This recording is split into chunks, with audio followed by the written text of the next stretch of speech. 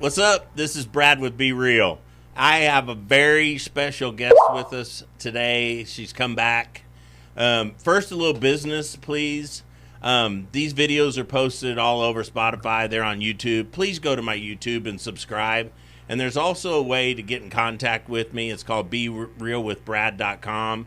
If you want to discuss anything, if it's personal, if it's business, if it's increasing sales, if it's growing business, anything at all that you would like to talk to me about, that's the easiest way to get in touch with me. Be Real with Brad. Bam. All right. Cut. We got to cut this. Why? Because this isn't your podcast today. Oh, my God. You're freaking This is me out. mine. I haven't even introduced you yet. You did. You said you had a special guest, but you're on my show today because you have people on your show, but today's my show. Oh, my gosh. See, this, can I just go ahead and finish? I didn't even get to this part yet. So you see, I have no papers. I have no idea what's about to happen. She won't give me any papers. She won't tell me anything. So I'm breathing, and I'm going to stay calm. And let me introduce Amber Westner, my beautiful... No, thank you, Brad, for coming on my show today. Can everybody give Brad a round of applause? Thank you for being here. We appreciate you coming on. We know you're busy.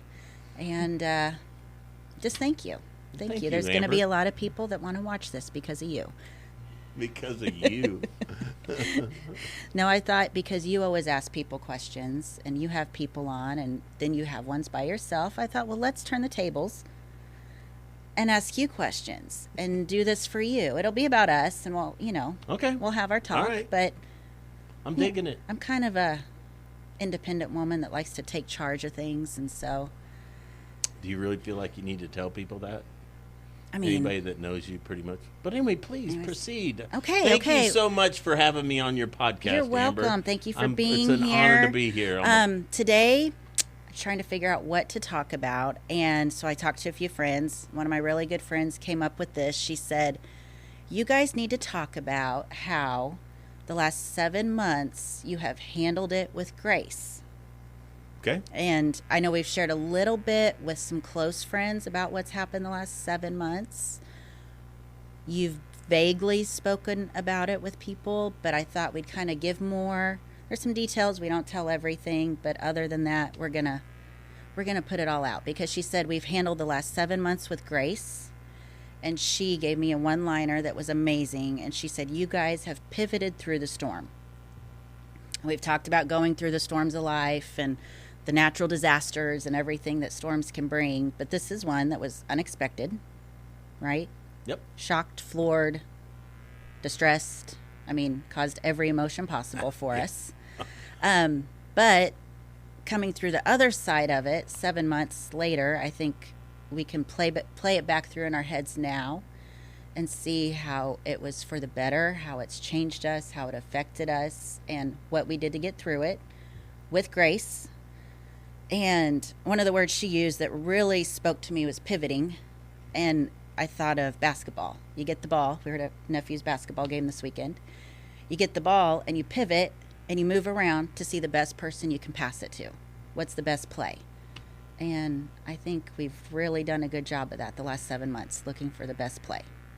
Can you agree? Oh, absolutely. Absolutely. So I've told the story a little bit before. Do you want to tell the story from your perspective since it's your podcast? Yeah. About what started this 7.5 months or 7 months ago? You give it from your perspective. So, and you can get in anytime you want to interrupt me. No, I want them to hear your version. This is your story too, so it's not just mine, it's ours. But 7 months ago, I get a phone call from Brad, and it's not a phone call you would expect. After being with the company for 34 years, amazing company, they said, we're moving in another direction. So I felt like we had been hit by a train out of nowhere. Didn't see that coming. But again, we had to pivot and figure out our next move. And something we were able to do with that was we had already had a trip planned and paid for a month in California. Correct. And our next discussion was, what do we do? And I think we mutually agreed, let's get away. When are we ever going to have this chance again to go for 30 days to California? And so we packed up 3 days after being let go, and we went to California, right? Right. So from my side of it, one of the things I had to do in this transition, first of all, was pray. I prayed for patience, the right words to say to you, because I could not even imagine all the emotions going through your head. But also to keep you at peace and keep your self-worth and your self-value, and so that you weren't anxious about our future. Absolutely. Absolutely. And so when I called her, after this was told that they were going another direction, I had to call her on the turnpike from Oklahoma City to tell her. And one of the big things I remember was, because I do put a lot of pressure on myself. So one of the big things that I did communicate was, hey, I've got something to tell you. It is terrible news. I'm not joking. And whatever you do, I cannot have you worry. And you made me pull over because I was driving. Oh, yeah. Yeah, okay. And so, but the biggest thing was that we just got hit with a storm. And obviously, it is very important for me, for her, to be at peace. And I've been providing for my family my whole life. And so, but also I put a lot of pressure on myself. And so, but in the same time, I didn't want her to worry, because if I saw her worried or her stressed or her freaked out, that it would actually absolutely crush me. It would be worse than the company telling me they're going another direction, as I knew it was going to impact my family. I say all the time, do whatever you want to me, whatever happens, happens. But when you start jacking with my family, you're going to see a whole nother brat. So that was the biggest thing I wanted to tell her is I know this is hard. I got to wait before I get home, but whatever happens, please don't worry. Please don't stress. And I mean, she's just been a champion. In fact, she's probably handled the whole thing better than I have. So anyway, so that's that part of the deal. So we go to California. We say, what the heck? We go. We have the most amazing time for 30 days. Yep. We realize not a lot of people get that opportunity. Not a lot of people get the chance just to go for 30 days, not working and not worrying about anything. And we had that, which, one, amazing family time. Yes. Amazing time for you and I to get together, to get away from everything and reflect on everything that had just happened, but figure out what our next move was, where to pivot, what our next pass was, what our next play was. And out in California, we decided, you have some skills, a special set of skills. And why not use them and put them towards something? Because the job you left was extremely stressful. Yes. It was all-time consuming. You were constantly on your phone. We looked back at pictures from our daughter's 2-year birthday party, and what were you doing in the pictures? Well, the whole family was singing happy birthday to my 2-year-old. Oh, in the video. On the video, and she panned across the room, and I was sitting at the bar probably on a Saturday or Sunday afternoon, and I was emailing somebody back trying to save a deal while they're singing happy birthday to my 2-year-old. So it was definitely all consuming, and it is what it is. It comes with the territory on high profile, high stress, high paying jobs, that there is another side of that deal, which is it is all consuming. That's the word we came up with. You let it consume you. You let it take over. Yeah. I mean, it was... Yeah. It came before everything else. Okay, now maybe that's a pushing it. But from my perspective, it did. So, okay, all right. Thanks for sharing. Okay. So we had our amazing family time. We decided that our next move would be, let's do this consulting, because you're really good at selling. You're really good at relationships. You're really good at business and helping others. You enjoy helping others. That's your main goal. Correct. And so, other than our time together, we got the ball rolling for that. And I feel like we came back really refreshed. We had a new vision, a new outlook, and we also had a new Brad. Yeah. That was one thing. Avery hugged me and said after a couple of months of this transition, this pivot, she hugged me and said that she was glad to meet this Brad. She'd never met this Brad. And the deal in California was we didn't know how much of this would end up materializing. This is my perspective on the deal. We didn't know how much of this would materialize or how much of this we would actually be able to get off the ground. But looking back at it, us keeping our heads busy on something moving forward was extremely helpful. And there was a gray area time where we didn't know what was going to happen after they decided they were going to go another direction. So there would have been, if we would have stayed here, there would have been 2 or 3 weeks of us just sitting staring at our floor at our house. So it put us in a different environment to change our thinking and, like I said, and not go crazy. Right.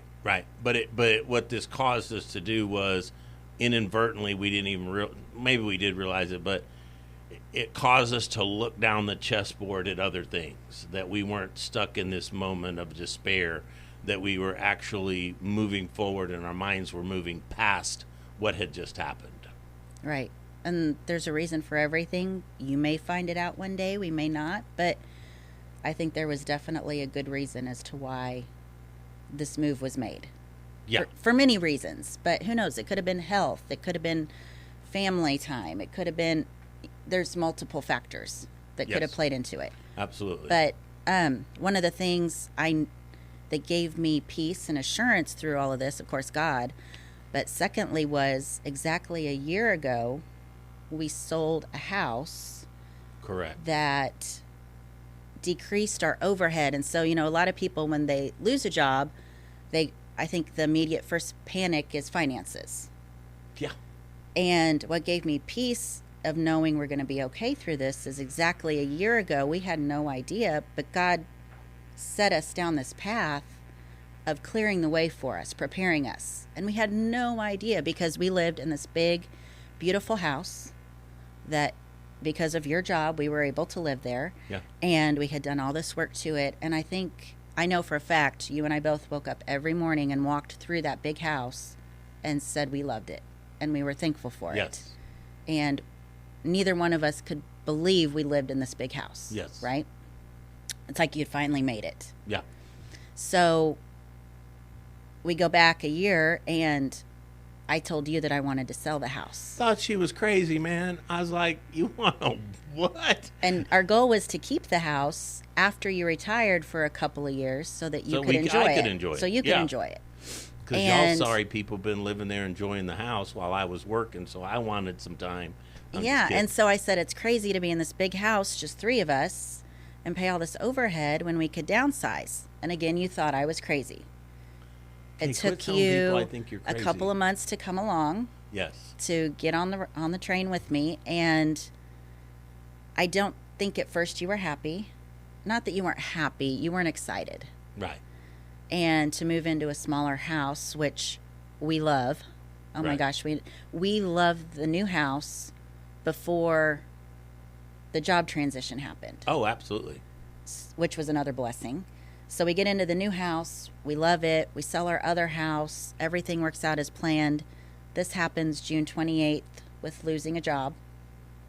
And now we knew why, because God just totally paved the way, because had we still been in the big house, we would have been in complete panic mode. We'd have been in trouble. We would have been in trouble. So to give a little bit of the numbers, can I comment on Please, your podcast? go ahead, step in. To give a little bit of the numbers on it and how God paved the way, which I was resistant in selling the house, and it sat on the market for a year, and then right around Christmas time we sell it, but it's what, like she said earlier, we're not sure what ultimately is the result or what's the fruit that comes out of this company telling me they want to go another direction. I know for a fact they put years on the end of my life by me not being there as much.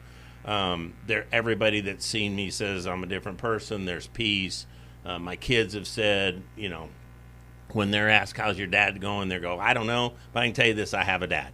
So those are the comments that the family's making. So anyway, but what ended up from the numbers perspective of the deal, what ended up happening when we sold the house that we sold it at a perfect time, that the market was at a great place. It's held.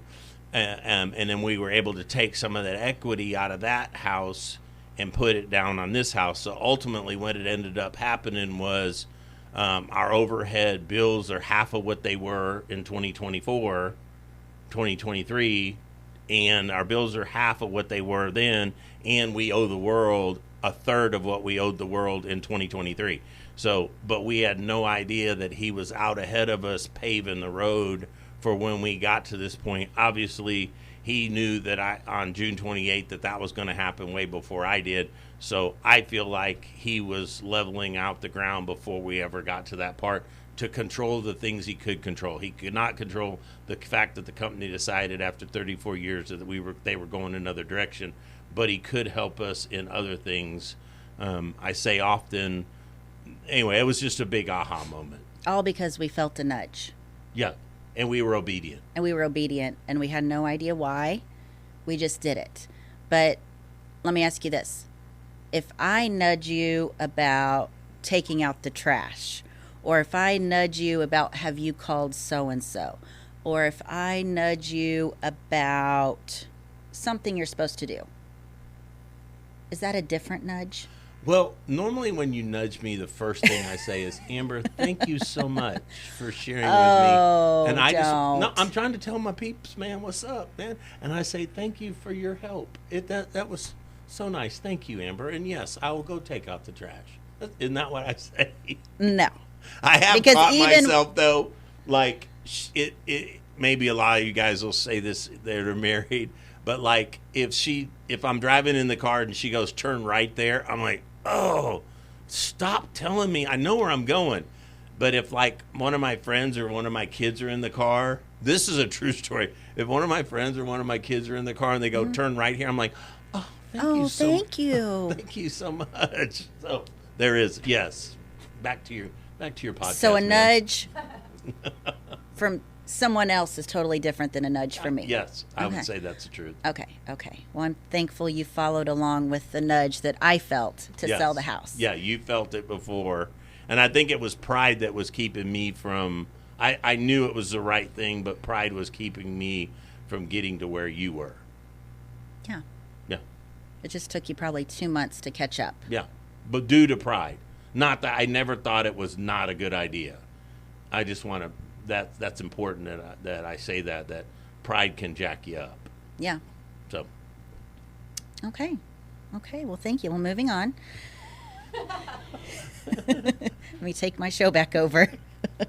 Okay. So other than finances, what were your major worries when you were let go? Finances, the making sure that not just finances, making sure that I could sustain the quality of life for my family as I had prior to that.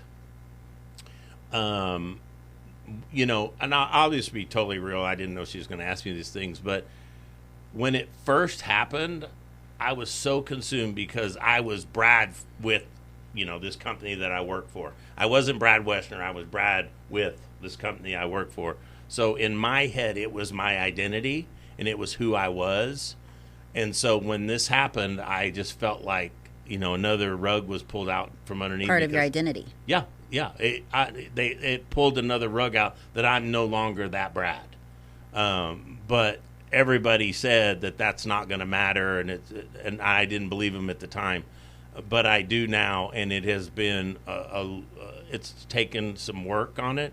But it has been something that has helped me to recenter myself and my priorities. Okay, so because you're a man of structure, you have your structure in the morning when you get up, your routine. You have it during the day, before bed. You are a very structured person. Correct. And if a hiccup gets thrown into that plan. I'm amazing. I'm so level-headed, and I just calmly just go right. No, dude, I'll lose it. No. And I say this all the time. And it could be the smallest, silliest thing. Okay, you don't have to tell people that much. No, but I tell people all the time, like I could have lines of people in my desk with issues, and I'm just knocking them out, right? And they're bringing me problems. But like, let me go to the ATM machine and it says insufficient funds. I'm just like, oh, for my personal life. So yes, I would say you might be correct in my personal life that I don't probably adjust as well. Yes. So would you say after going through something as big as that was, that now you realize you could be more of a go with the flow person, or that you handle things differently when they don't go as planned? I haven't really reflected on that, but it definitely puts things in perspective. Definitely, like, when is this a big problem or a small problem? Yeah, when somebody tells you they're going another direction after 34 years, that when you've done nothing wrong, that when other things hit you, then yeah, it's just like being homeless. When those big things hit you like that, it puts everything else into perspective. So one of the things you've run into during this, if you've talked to other guys in your age group that have had a hard time looking for jobs, finding jobs, or this has happened and they don't know what they're going to do, what advice have you given them? I was really surprised because I had been clocking in and out. There's two things I was surprised. I was surprised at the amount of people when I told them my story, which that was one of the things God said when this whole deal went south with the company I was working for. He said, you got to get home and you got to go tell people, which that's hard to, start calling people and go, hey, I got fired. Hey, I got fired. Hey, I got fired. But it was what I had to do because that's how I got the word out for people to help me. So that's the first thing is to tell more people, get more people in on it. And then what I tell those people, I just go into every situation, whatever situation it is. One, it will be okay. You'll be surprised at how you'll be able to do things. You'll be surprised. A lot of the things you worry about by the time you get to that spot are either already taken care of or you have the knowledge to overcome those things. And then it all depends on what situation that they're in. That is whatever advice I give them, depending on how long they've been out of job, how long they're looking, So the advice gives different. But what was it you were specifically looking for? Because you've heard me on the phone. But I was shocked at the amount of people when I told this story, this whole horrific thing that happened in my life. They're like, yeah, bro, it happened to me twice. Or they would say, it made it shrink. Oh, yeah. They were like, wait, you were with a privately owned company for 30. You made it with a privately owned company for 34 years. You need to give yourself an attaboy because privately owned companies have a tendency of going a different direction very often. So they were like, I can't believe you made it 34 years. So. Okay, well, good. Okay, what is something important that you've realized during the last 7 months? Faith. And one thing I still get anxious, but what I keep telling myself is I'm in this situation. I didn't put myself in this situation, and I'm gonna make as much out of this situation as I possibly can. Let me just put it to you another way. I don't want to stress out for 6 or 7 or 8 months because I don't have a job, and get to the end, and He's gonna provide me with my dream job, and I look back and go, wow, I just wasted 8 months of my life worrying. And like through the holidays, we got to Christmas. Yeah. And what I tell you, I want you 2 weeks off, no stressing, no worrying, nothing, because you've worked since you were a kid. Giving myself a little grace. Like we were having a nephew's birthday party at the house this summer, and I kind of felt guilty because I was sitting there enjoying my family, and I never heard an audible word from God, but I worked 47 years of summers, and you work extra in the summer so you make enough money to carry you, until the Christmas break or the next summer. And so I was like, hey, He has me here. And instead of asking Him, why am I here? Why am I here? I'm in this situation. I'm right where I'm supposed to be. This is what I've kind of come. I'm right where I'm supposed to be. Now I've got to look for who is speaking that I need to hear or who needs to hear me speak. Instead of worrying, I look for opportunities. And you're focusing on others and not yourself. Yeah. And the family, even when they come to the house, I notice there's a complete difference that, when they come to the house, I'd either be in the back on the phone or emailing or something. And now I catch myself, I'm sitting at the counter with them actually having a conversation with them. No, you've been doing that. That's okay. So now that you've come out of this unscathed, you couldn't have said that in the beginning, but now that you've got to the other side of this, what can you say that you've enjoyed the most? Enjoyed, not worried about. What have you enjoyed? I would definitely say it's the family. It's the family. I've actually enjoyed the time off that I've been able to recharge. I tell people all the time after this transition happened, I went back to the doctor and I was like, hey, I just feel lethargic, blah, blah. She's like, well, your blood pressure's too low. She goes, I go, well, she changed my blood pressure. I cut back on my anxiety medicine, all because I didn't have all that on me. So I would say quality time and getting to spend time with people. Is that what you were looking for? What else? Yes, no, you know, no. if there's any of those other no. ones, throw them out there because you're the one watching this deal. I'm one living it. So no, I would say that. I would say that after everything that we've been through and living a certain way for us for 14, 15 years together, for it to be changed suddenly the way it was, my friend said it was done with grace. Now, behind closed doors, it may not be graceful at our house all the time. No, it's hard. It's hard, but I guess I didn't realize to everyone else we made it look graceful. And, you know, you think going through this too, a lot of people will call and check on you. And people have. We're not going to discount that. But also, I thought about it last night because we've displayed such grace. And I'm not giving ourselves a credit. This is what my friend had told me. Because we've displayed such grace and gracefulness through this, I think we've made it look easy. Yeah. Yeah, but part of it too is we have a faith and a belief, and we have each other. But so I mean, yeah, people.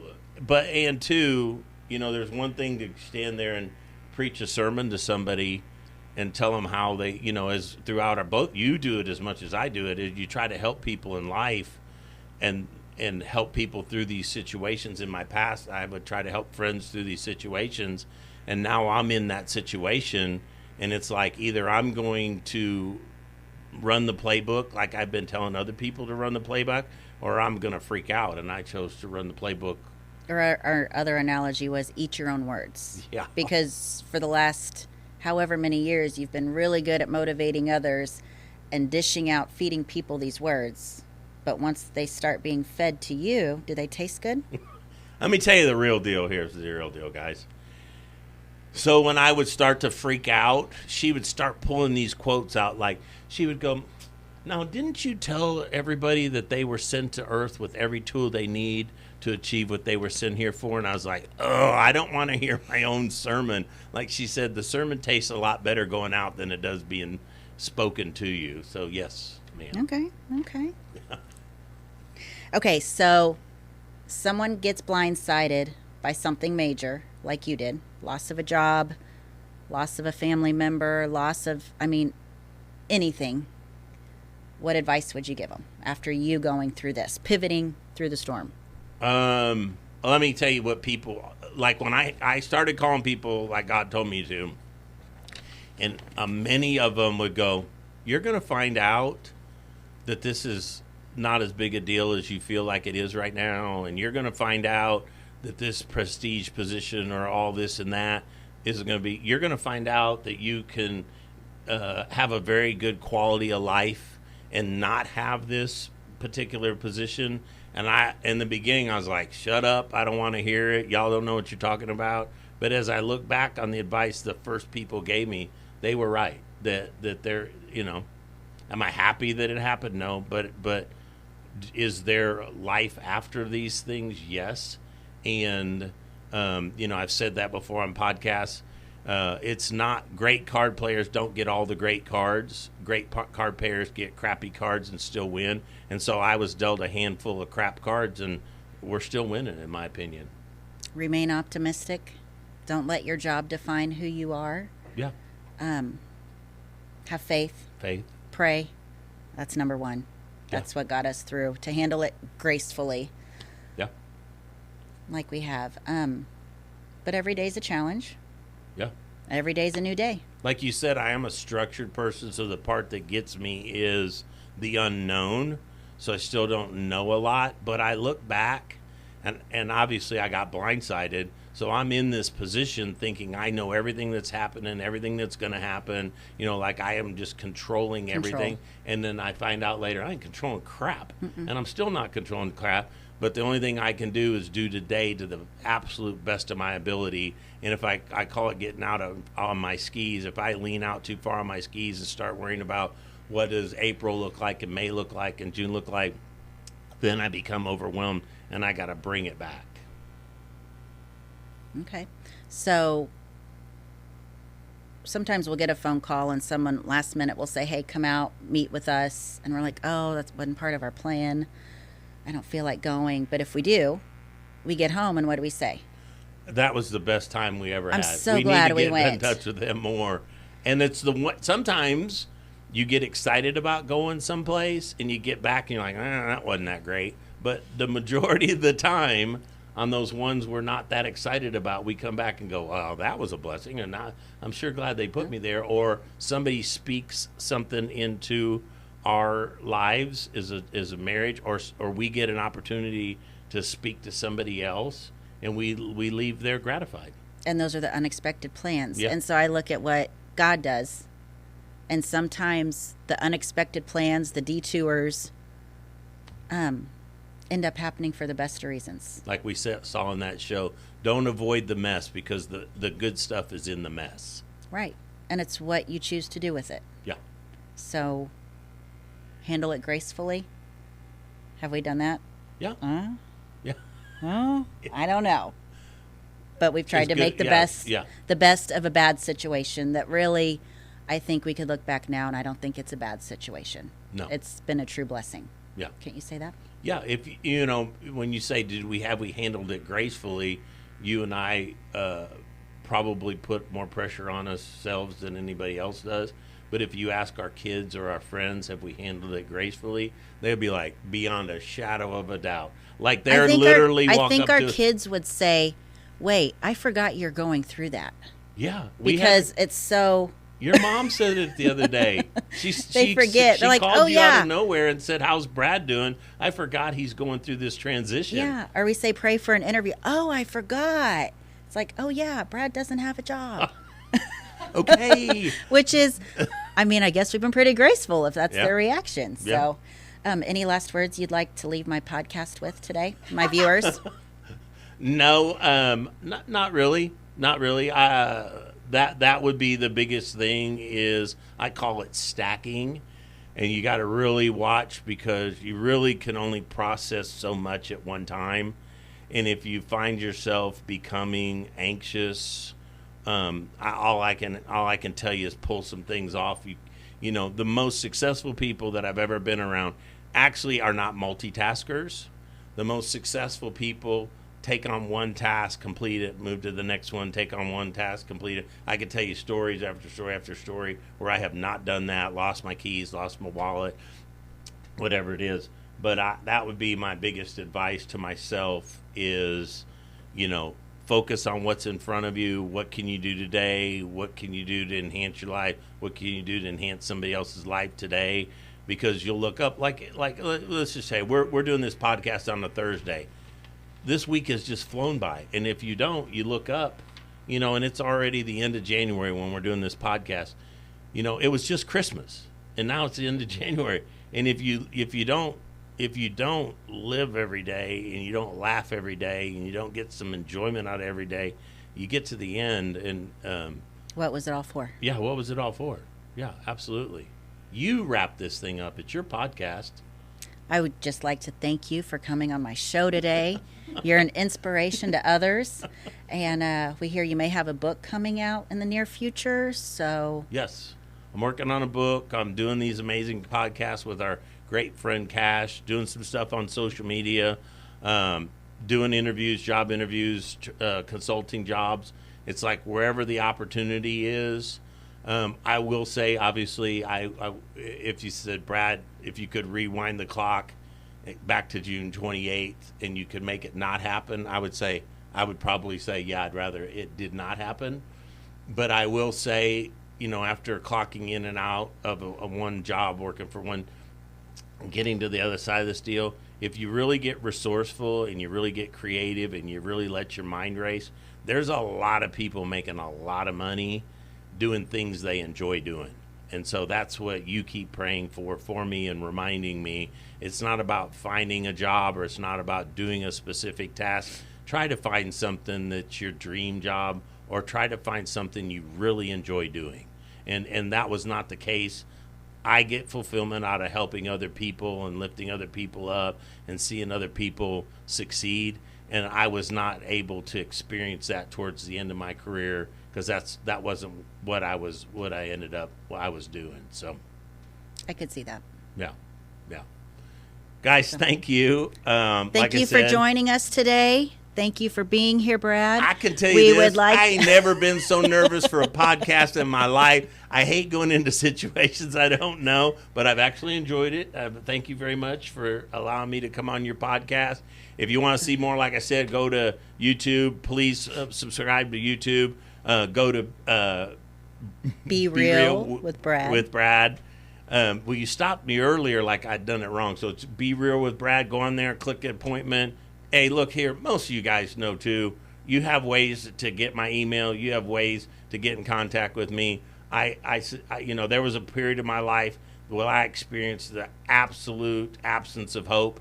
If there's anything I can do, please let me know. Please get in contact with me. And I'd like to thank my host again for allowing me to come on her podcast. It was a great podcast, Amber. Great job. Thank you, Brad.